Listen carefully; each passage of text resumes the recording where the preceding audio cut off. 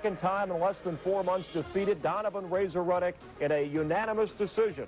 Charlie Steiner saw the fight ringside. He's standing by live, joins us from Las Vegas. Charlie? Chris, it was a fight that I guess Mike Tyson feared the most, because he was saying going in that he was going to make mincemeat out of Donovan Ruddock, but lo and behold, all the criticism about Tyson, his inability to box and move, was shown tonight. He went the distance with Donovan Ruddock, knocked him down twice, once in the second, once in the fourth, won a unanimous decision, but wasn't really all that impressive. Mike Tyson is on the podium now, as you see. The news conference is going to begin in just a moment. Wally Matthews, our ESPN boxing analyst, is joining us on the set now. And Wally, I guess your thoughts are basically the same as mine. We didn't see that much out of Mike Tyson tonight. No, in fact, I think we saw basically the same fight that we saw the first time, Charlie, and that is Ruddock basically a one-handed fighter and Tyson a real inability to deal with him. Standing by in the interview area was Al Bernstein, who unfortunately was unable to talk with Mike Tyson, who breezed right past the interview area. Al, what are your impressions of what we saw tonight? Fighting my way through. I feel kind of like Godot, you know, waiting for something to happen. We waited for Ruddock and for Tyson. Tyson breezed through here, and Ruddock is not going to be here or at the press conference. To me, Ruddock, again, a one-dimensional fighter. Only the left hook, Charlie and Wally. You can't win with that, and yet with that, he was able to rock Tyson a couple times. Mike Tyson, maybe not a superb performance, but he did throw that counter right very well. All right, Al, welcome back to the media center here at the Mirage. We'll send it up now to the podium for the post-fight news conference. Mike Tyson, the unanimous decision winner. Yeah, we're ready. I don't think there's any question. We had a great evening of boxing. And without further ado, Mike, everybody's waiting in the world and in this room to hear your feelings on this wonderful evening. Mike, your feelings? Your feelings about this evening, now that you've had a little chance walking over here to think about it? Yeah, it's a tough fight, man. Tough. I tell you what, Mike, try this, Mike. This is a better Mike. Here be a better. It certainly was a war. How do you feel about this? It's pretty tough, yeah. And I mean, I'm exhausted. The 12 rounds went real fast. I didn't know. I didn't know. I thought it was the 6 rounds or something. I don't think anybody out there thought everybody that Ruddock was going to be around at the end of 12 rounds. Did you? No, but he was tough and determined. Did he hurt you at any time? Yeah, he threw a couple of. He hurt me. Yeah.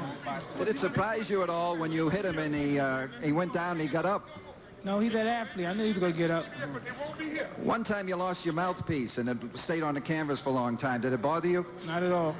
He was pretty beat up. We haven't seen him yet, but you sure gave him some punishment. Well, you know, he fought a good fight. I know a lot of people were surprised that you were a little light. I don't think you were, or your guys with you. But do you think that made a difference on this hot night? It was just a tough fight, and it was very hot in the ring. You know what I mean? It's good that I got a fight. I didn't have a 12 rounds like that in a long time. Okay, now we're ready for questions. Okay, Alan, we got a kite. Go ahead, go. Yeah, Mike, was this your toughest fight besides the Douglas fight? It was it was pretty tough in there. It was just a good fight. No, I can't agree. I don't know. It was a good fight, man. Is that just Mac working? Put it right in front of me. I can't hear it. Speak up, baby. Mike, you're disappointed in the number of warnings and having to... Iron Mike Tyson, who wins and somewhat unimpressively in what he says was probably his second toughest fight, Wally Matthews, the one, of course, in Tokyo, one that I guess nobody will forget. And I guess we're beginning to forget the old Mike Tyson. He has simply, as the critics have said, and you're one of them, he hasn't been the same since. I don't feel like we saw the old Mike Tyson tonight at all. In certain flurries, he did look like he could throw the same combinations if he wanted to, but he fought in spurts for the most part, Charlie. He really did. He would flurry for 30 seconds and then fall into clinches for 30 seconds. And Mike Tyson was never like that in the So briefly, let's look ahead about a possible fight with either Evander Holyfield or George Foreman. One would think both of them have to feel a whole lot better tonight than they did this morning. I would think if anything else, Holyfield will make Tyson work a lot harder than he wants to work right now. He'd make him work a lot harder than Ruddock did. You know, Ruddock was throwing an average of about about 30 punches a round, which is nothing.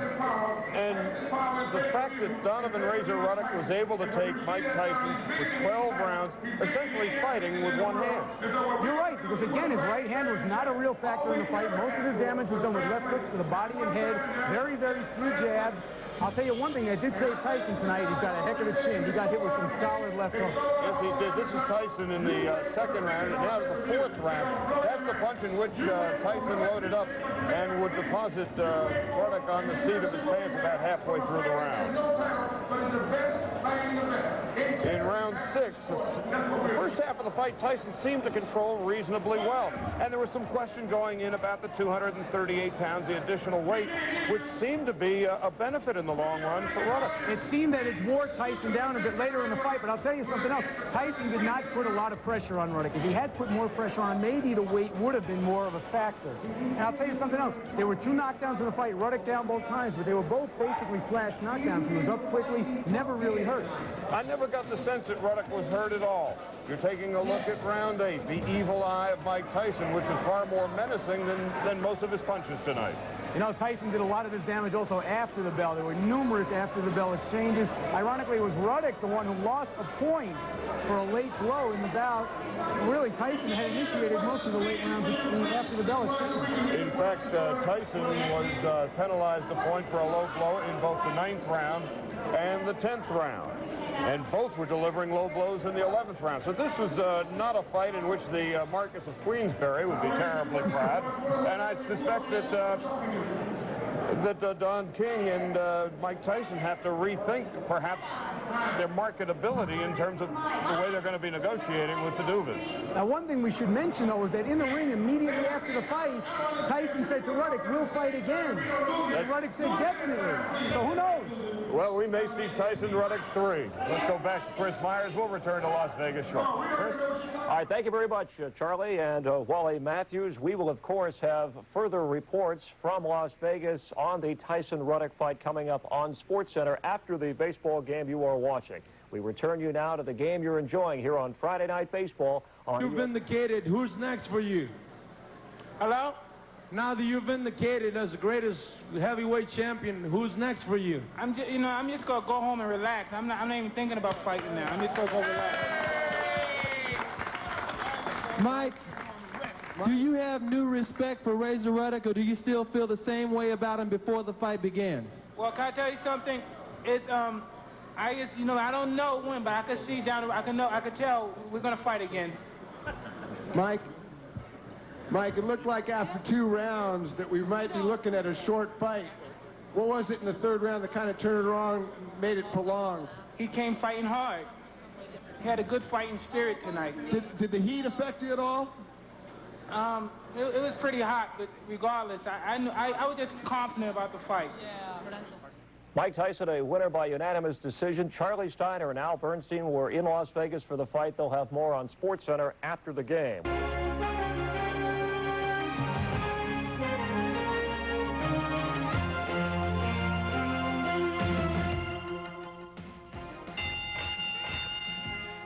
A heavyweight night of sports. Iron Mike and Razor Ruddock dance in the desert again. Tyson-Ruddock rematch is over. First, there's a slight chance that we won't have to listen to Don King for at least a day or two. And second, maybe now the controversy surrounding the first fight can finally be put to rest. Well, maybe not.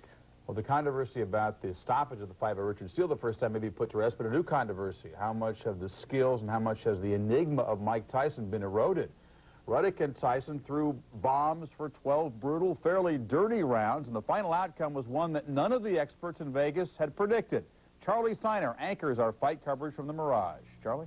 And welcome back to the Mirage here in Las Vegas, where some questions still remain about Mike Tyson, despite the fact he won a unanimous decision over Donovan Razor Ruddock tonight.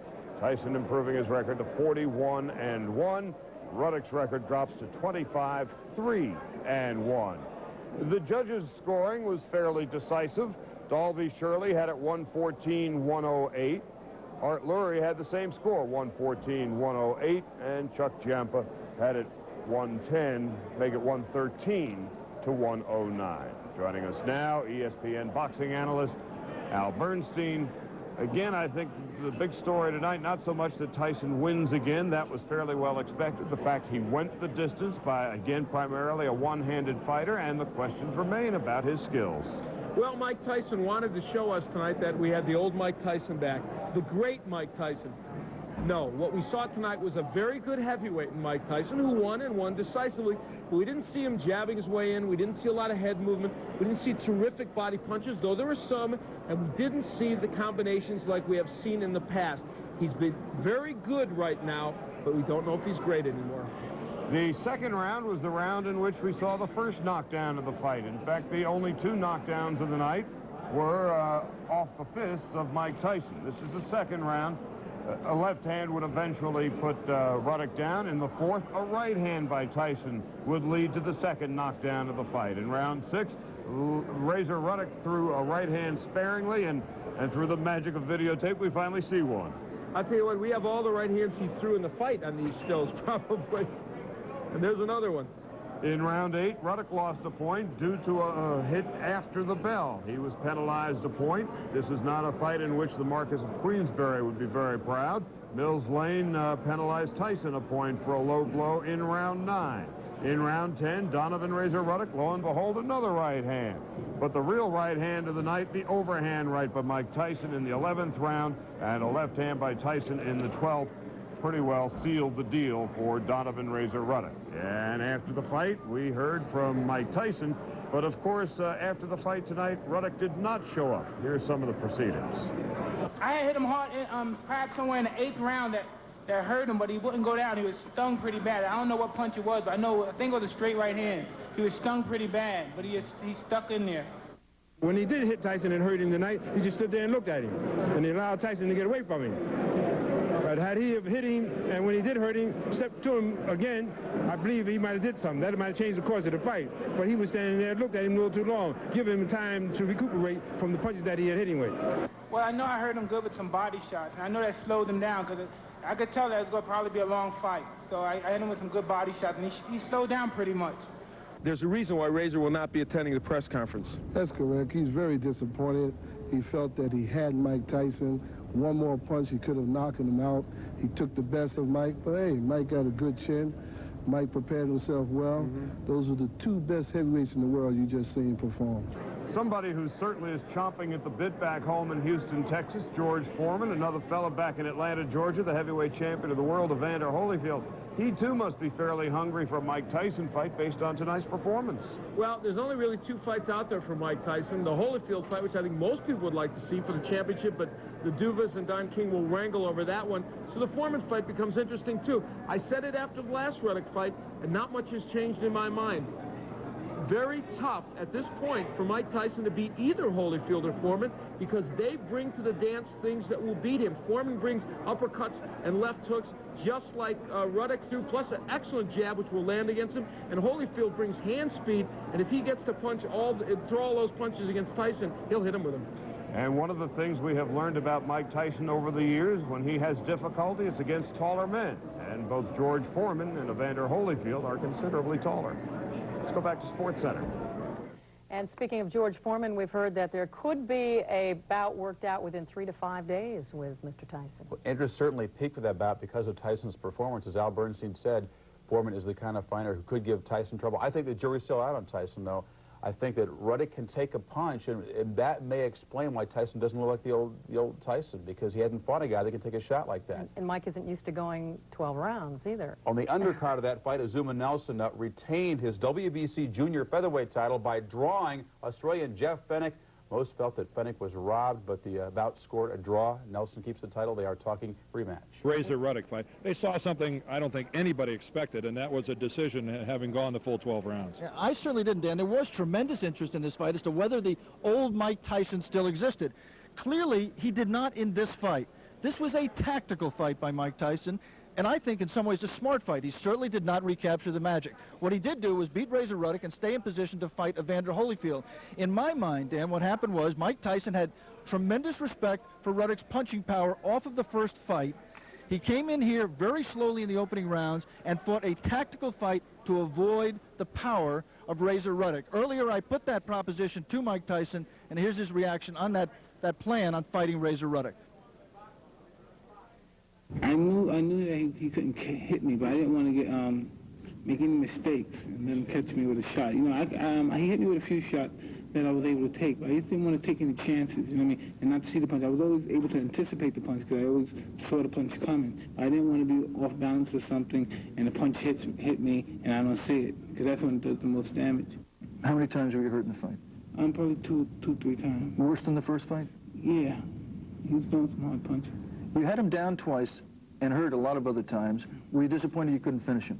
No, he covered up pretty well. He was covering up pretty well. So it was hard for me to hit him. And he was in his mind that he wanted to go the distance. He didn't want to get knocked out. You had points taken away for low blows. Were you at any point worried about a disqualification? No, not at all, because I thought the guy was just going under so much pressure from the first fight, and he was freaking out, you know what I mean? I didn't expect that from him. But I thought that would happen, but I just didn't expect it from him.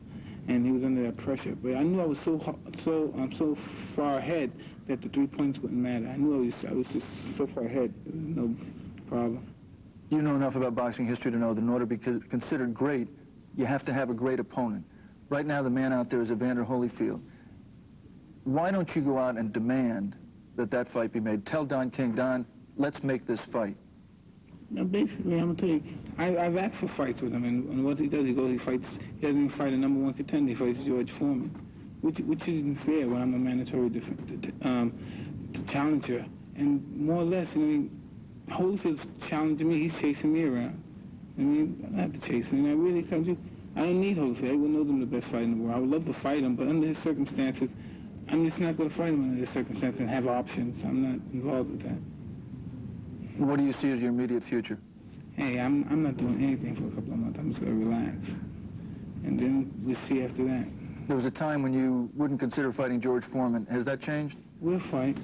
We'll fight eventually, I hope. But right now, I'm just going to go home and relax. I'm sore. I feel like 20 men just beat me up. Congratulations and happy birthday to you. Thank you very much. All right, Alex, it is fashionable to write and talk about the deteriorating skills of Mike Tyson. True, false? Well, he is 25 years old tomorrow. I think it's difficult to judge him off of this fight. I think Razor Ruddock, with his power, is the kind of opponent who is going to make Mike Tyson take a lot of the magic away from him. Whether Mike Tyson is the same Mike Tyson when he steps in against a George Foreman or Evander Holyfield, I think remains to be seen. I don't think you should draw conclusions from this fight. Quickly, Evander Holyfield, when are we going to see it? You know, this is a matter right now between the promoters to work out. It's a power play. It's like a basketball game. Watch it at the end of the negotiation, and then you'll find out what's going to happen. Well, that's a wrap from Las Vegas. Up a few million in the process and then immediately have to answer questions about whether he is disappointed. The answer is, of course, when you are Mike Tyson and your opponent is able to walk out of the ring. They would expect a knockout in the first round or second round, but you know what happens? Every time I go the distance with someone, my stock just goes straight to the roof. Every money cut, people say, oh, it's not the same, and then I come, I fight a good fighter, boom, 1 round knockout, 1 round knockout, 1 round knockout, here, 4 round knockout. I mean, so I don't let that bother me. It doesn't affect me at all. I planned to obliviate him quick in the first round, the second round, or something. But since I said I wasn't going to work, I said this is going to be a long fight.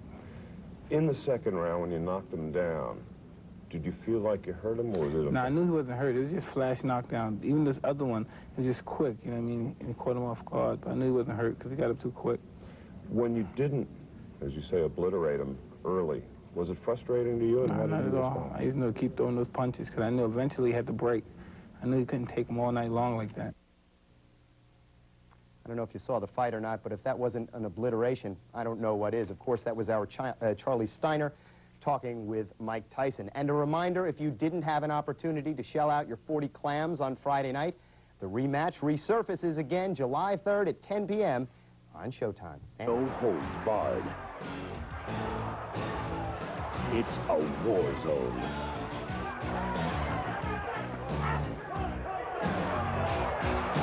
Man your battle stations.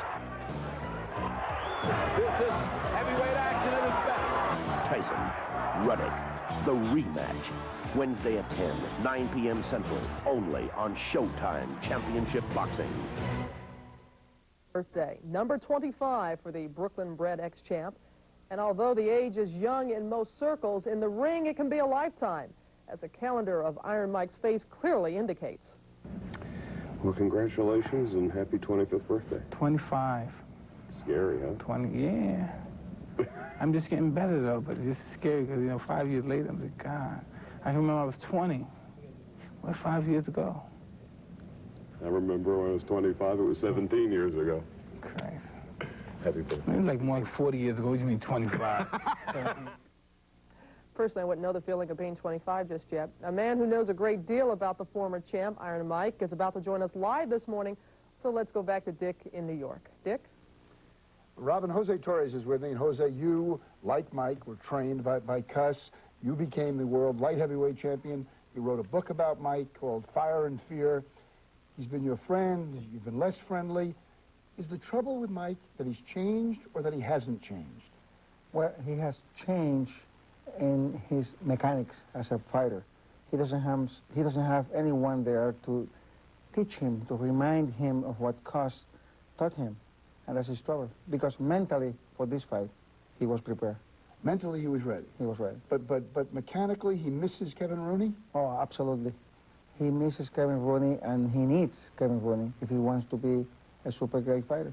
But that will never happen, will it? Get them back together? I don't know, because, you know, the rumors are going on about him and Don King. I feel that Don King would never, under any circumstances, allow Mike to walk away. So I think that he's going to have trouble. But I just hope that Mike wakes up and says, wait a minute, I can work with both Kevin Rooney and Don King. I mean, really can, and Don King would not mind if the option is to leave King. You were out there for the last Ruddock fight. You were out in Las Vegas. How does King maintain control? I mean, like if you were fighting today, would he control you? No, no. Why? Why Mike? Why not you? I don't like the values of Don King. And Mike is a person who likes to be controlled. I think he was controlled by Cuss. And, but Cuss had different values as Don King. Cuss's interest was Mike Tyson. Don King's interest is Don King. When you say Mike likes to be controlled, when somebody controls him, does he listen to them? Does he do what they tell him? Absolutely. He listens to them. He makes believe, he pretends not to be listening to them, because one of the first person who put Don King down with me was Mike Tyson. Now, at one time, you had great influence with Mike, and he listened to you to an extent, didn't he? Yeah, but I was limited, because I was concentrated on his technique, teaching him the technique of boxing, and giving him advice about boxing. I never gave him advice about any other stuff. Good, we can't blame you. Thank you very much, Jose, for being with us. Back to you, Robin. Today, the baddest man on planet Earth is celebrating his 25th birthday. How you doing, Mike? Happy birthday. Happy birthday, Mike Tyson. Happy birthday, Mike, and have many, many more. Happy birthday, Mike. I hear you're going to be 25, man. Happy birthday. Happy birthday, Michael. May all of your dreams come true. Happy birthday, Mike. Watch the birthday boy duke it out. Wednesday at 10, 9 p.m. Central, only on Showtime Championship Boxing. Excitement. Order Showtime today. Showtime Championship Boxing presents Tyson Ruddock. The rematch. The battle between Mike Tyson and Razor Ruddock began in March. This time they fight to the finish. Wednesday, July 3rd at 10 p.m. Eastern Pacific. Tyson Ruddock, the rematch. Order Showtime today. Don't miss this extraordinary showdown. The second time around. Showtime. We entertain you like no one can. No holds barred. It's a war zone. They said it wouldn't be over till it's over. Now the battle is over. But you can still watch the war only on Showtime. Wednesday, 10 p.m. or 9 p.m. Central Time. You better watch it, man. It's really sizzling. It's a barn burner.